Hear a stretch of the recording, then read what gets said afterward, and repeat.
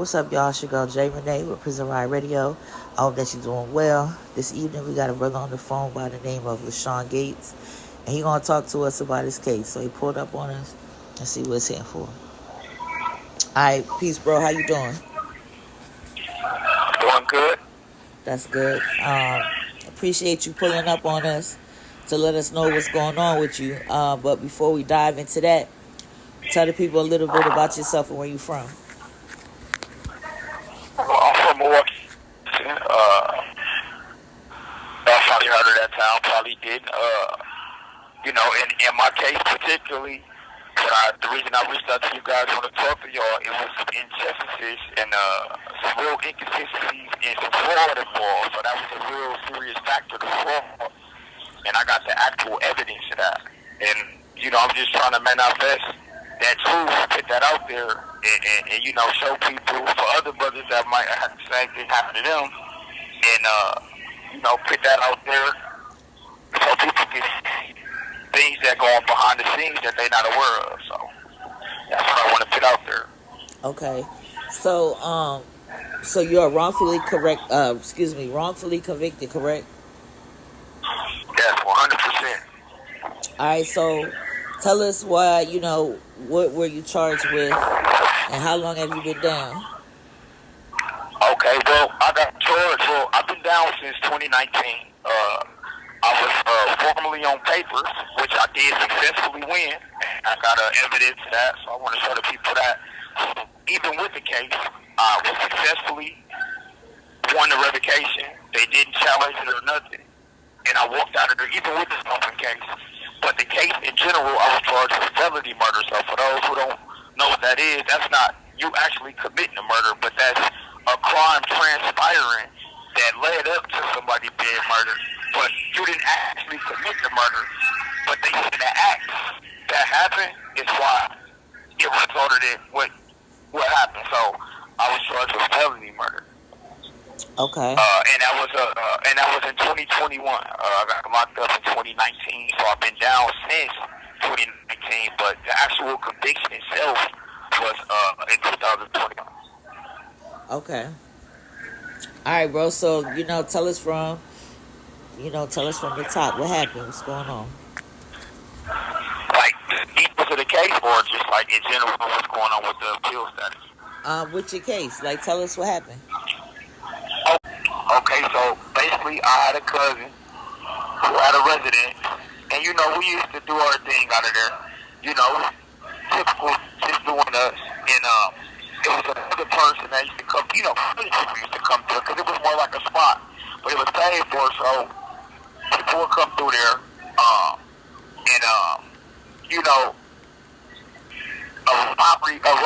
a robbery transpired. Through his phone. It wasn't even all my calls phone. Other than properly placed attorney calls may be monitored and recorded. It wasn't even my phone.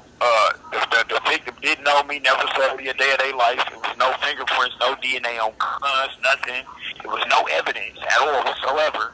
So somebody went out, committed a crime, and when they committed the crime, they end up getting killed by the person they were trying to rob.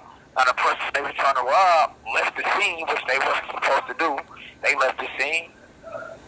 They eventually with them. They gave an account of what happened. And my cousin, who was phone and said he didn't have no knowledge of it. So he didn't say it was me. I didn't say it was him. But our other cousin, which is a female, she made up a story about me allegedly doing this and allegedly doing that. Third party hearsay. And that's when they came and got me. When they came and got me, of course I tell them, I don't know what happened. I don't know what y'all talking about. They interviewed my cousin who called me, but he don't know. He knew he didn't think it was me. He had no knowledge of that. I was on the PO hold, so they held me, and I ended up beating the case successfully, still with the revocation. I beat the revocation. They threw the case out. They brought the case back up, and like I said, that's pretty much the details of that. And then, like I told you, I end up getting convicted, and I don't even see how. But the thing about the case is, throughout the process, when I realized why they threw the revocation out, and I did discovery, and that's when I discovered the fraudulent paperwork, the fraudulent activity. There was no probable cause. I got actual documentation on that. So, but I didn't know this evidence at the time. So when I was going through my trial and tribulation, I had no knowledge of that until I acquired it along the process. So I acquired that now. I'm in close conviction right now. I haven't put out there yet.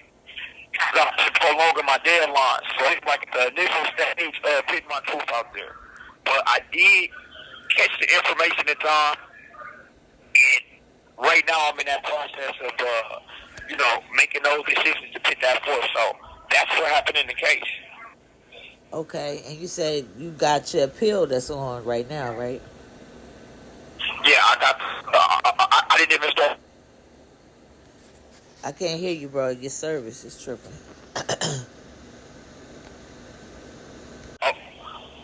Okay, so right now I'm in a post-conviction stage / appeal. So I'm at this point where they like, show us what you got. Show us what we need to do for you. Got everything gathered up, and I currently have a deadline of September 6th, but I'm gonna get that extended. So that would extend 60 days. That would extend to like basically November, December. Okay. So December 6th. So and then once I get this extension, that's when I'm ready to, put everything forth, and that's why I contacted Joel. So I'm ready to, pretty much ready to proceed, but it's really small, like, rather than no courtroom, whether it's civil or criminal, and basically was never, just trying to beat the revocation, I never would have got found guilty in no court in America. But the difference with this case was each party had an interest from the lawyer, the judge, and the dead, because they were aware of it all. So they knew that, okay, well, damn, we pretty much red-handed. He beat his revocation. It's blood on our hands, so they strung me along. So they agreed to drop all charges. I got evidence of that, too. I got my transcripts. They agreed to drop all charges before the trial started. Me being the fighter I am, I said, it's the case. So I wanted to do a bench trial where the judge would see this, because I knew that she couldn't get around this law. She denied me the bench trial and didn't even hold a court to explain why she denied it, which my lawyer said that that's not constitutional, but she did it anyway. So she took me to a jury that was not aware of the case. So they was not aware of what was going on in front of them, as opposed to a judge would have had already knew, just like my revocation judge was aware, and he threw it right out. He didn't care about the case. He didn't care about the police. He admitted on the record that it was fraud. He admitted on the record that it was inconsistent, that it was not valid according to law, and found this a fact. So this is already concluded by an administrative law judge who was basically seeing things from a judge's point of view. Okay. All right, bro. So, tell us some more about the evidence that you haven't got to talk about, or you can just run it all down again. Okay, so that seems like throughout that process, I knew something wasn't right because they had already threw the case right out. So once all that occurred and they came, got me, arrested me, they threw the case out. Then they came back with different warrants. The warrants was put out. And they threw the case still. Okay, I went to, I got locked up. I was still on the PO roll. They brought the case back up throughout that process, illegally though. And even when they did that, I still beat the revocation. So once the administrative judge told me that the case was bogus, the word competent but not genuine. Now, I grabbed the evidence and looked more into my case, and as I really intellectually viewed it and took my emotions out of it and just looked at it for what it was, what it wasn't, 100% fraud. No probable cause. No judge actually signing off on shit. It was the warrants was but everything was just bogus. And I think what they did was most people get revocated when they got criminal cases. That's a fact. Me, I didn't. So it's like better for me to walk on a revocation. The police was not expecting that to happen at all. And then I got like notes from my agent at the time when the case was going on. I got personal notes that I never had this evidence of the police telling my PO what's going on. And even they were saying out their own mouth that they didn't even know if they was in a pursuit case or not. But tried to make it seem like to me they was. So long story short, when the case got initiated and started, that's when I found out that everything and this the real to turn to the case. The original perpetrator, which was the person that actually committed the murder against the person that was trying to rob them, initially it was ruled as a first-degree homicide because they didn't know what was going on.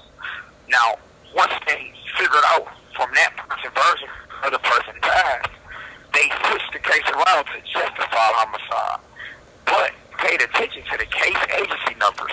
So in other words, everything that I was charged under, everything that was in my paperwork, everything was not even my paperwork. It was not even nothing to do with me. It was tied to that person. So they just took that evidence, never investigated me. So it was never accidentally had me fully charged or nothing, and just took her evidence, put all the evidence on me, and illegally pushed the case forward. Fraudulently like this, nothing to do with me. No judge found me guilty. No judge bonded me over nothing. This is just evidence from another person. And they just took, like, even when you run this evidence, it's not in my name. Even when I tried to call, even when I had people from society called out to the Milwaukee Police Department, they said that I'm not charged under none of those agency numbers, none of those, like, it's not even in the MPD system under my name. So basically, I'm just sitting in jail under shit that's not even nothing to do with me. So I viewed the other case agency number that was on the paperwork, and I said, well, maybe this caught me then.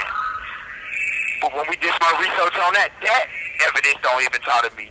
I'm a felon, so it popped right up. It don't tie to me though. It tied to the person who died, and those charges was a reckless endangerment and an armed robbery, and that was the charge that they would have had they not passed. Okay. So when you look at both of those, when you run both of those agency numbers up to those cases, neither one of them tied to me. And that's the reason my cousin, I know you're wondering, okay, well, what happened to your cousin? That's the reason he was released, because we both charged under the same agency number, only to find out that none of that had nothing to do with us. And that's why the judge didn't find probable cause, because they wasn't tied to us. I was on papers though, so I had conditional liberty. And when you got conditional liberty, you still got liberty, but it's conditional. So they was kind of playing with me because of the papers, but somehow, some way, I ended up successfully beating the papers. They didn't expect that to happen, so they was looking at it like, well, damn, now it's blood on our hands, because all this false evidence, all this corrupt shit, now we got to face it because he didn't even get revocated. Right. He didn't even get revoked. And everything that I'm telling you is black and white. You know, you can't just say nothing in life if you don't got the evidence. Whether you're doing a criminal case or whether you're doing a civil case, you have to have evidence to support your claim. So I got literally all of the evidence to support the claim. To further prove what I'm telling you, the person that I told you that was originally tied to that case, what they did to cover that person's identity up was, even on the witness list, even throughout the trial, they lied. I got real paperwork. They lied and said this person was a Milwaukee Police detective. They spelled the name different, like they took 2-3 different letters out of their name and switched it up, because they know that if you do substantial research, or even if the courts do it, they can see that that's over that person criminal case. That's everything that I'm in here for now is this state paperwork. They never had probable cause to push me for it. So on documents, they changed this person's name intentionally. On the police report, the police originally had all their names. I got paperwork. They took all their names off all of the police reports. Nobody paperwork like that in the whole system. They took their name off of every page. So we'll say report officer, all they, but it don't matter because I got the real paperwork with their names. And, they changed this person's name on a witness list. They changed this person's name throughout paperwork so you can be deceived and think that this is a whole nother person. And this is a police officer, it's not a police officer. This is the criminal. This is the person that y'all got on the stand, it's not a police officer. So they changed everything in the paperwork to make it appear as if to the system that this person is just a whole another human being. So you won't look at the agency numbers and go back and see that, damn, it's on different top of him. And then it's over here on different top of him. And then it's over here on different top of him. That's you know, crazy. so, and then Yeah. I beat reputation. And then I beat reputation. So basically, I got convicted under 100 false pretenses. And to make it even better, the original, when they originally arrested me, when I was telling you, they had a DNA warrant, which I want you all to get a warrant from a judge. They came back, and I got paperwork and video evidence on this as well. When the warrant came back, the warrant stated totally different crimes. The warrant was bogus. I caught it on video cameras. The evidence. All calls other than properly placed attorney calls may be monitored and recorded. That it was wrong. So they sent it back to the judge. It was consent. I said, you getting a little staticky, more staticky, bro. Okay, is it better now? Yeah, so far so good. Go ahead. Okay, so when they came back the second time with the warrant, it was still defective. But I let them take the DNA warrant. They took the DNA warrant. They wrote a bogus affidavit allegedly to support the warrant. Come to find out, the warrant didn't even go to the lab. And now the DNA people got on the stand, and it never even sent no DNA. Period. Nor was my DNA even on file. So they knew that proves again that it was so wrong because it's all the documents, all the paperwork. Even the DNA people themselves said they didn't even send the DNA, nor did they even send it to the lab. So that proves that warrant, once again, it wasn't even real anyway. But they took DNA as a means to even proceed with the case to make it look like they even had anything. But in reality, a judge never issued that, nor did it even go to a lab, nor was my DNA even on the gun anyway. So that proof right there, it all stems from just. But the main thing about the case is I stand these things on the record, and they knew that it was wrong. But the thing about it is, like, no, I didn't file my conviction, and I didn't file the thing.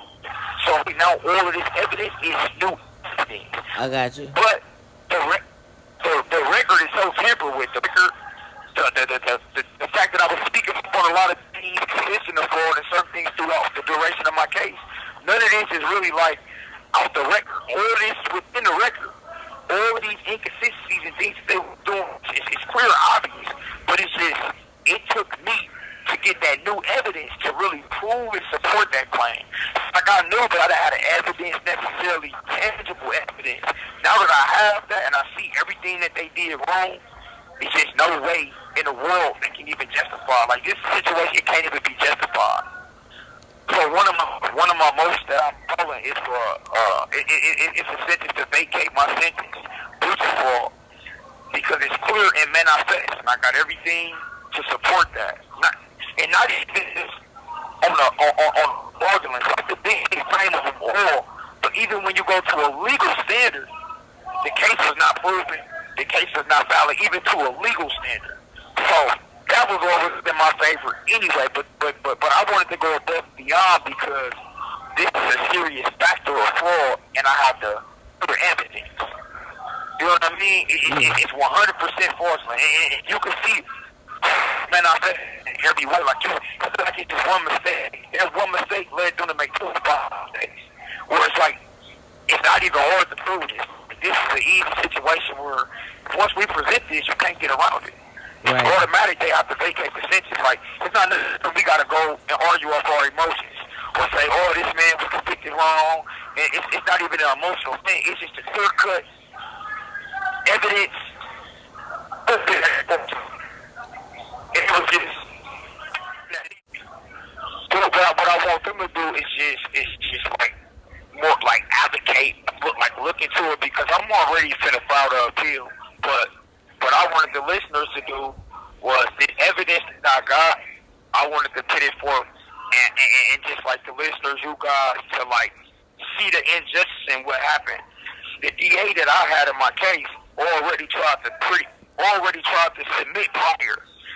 he already tried to throw the charges out and charge me with a lesser crime because he knew what was going on. But the fact that I know why he knew now and that it was fraud involved, it wasn't just that it was a weak case, it was fraud involved.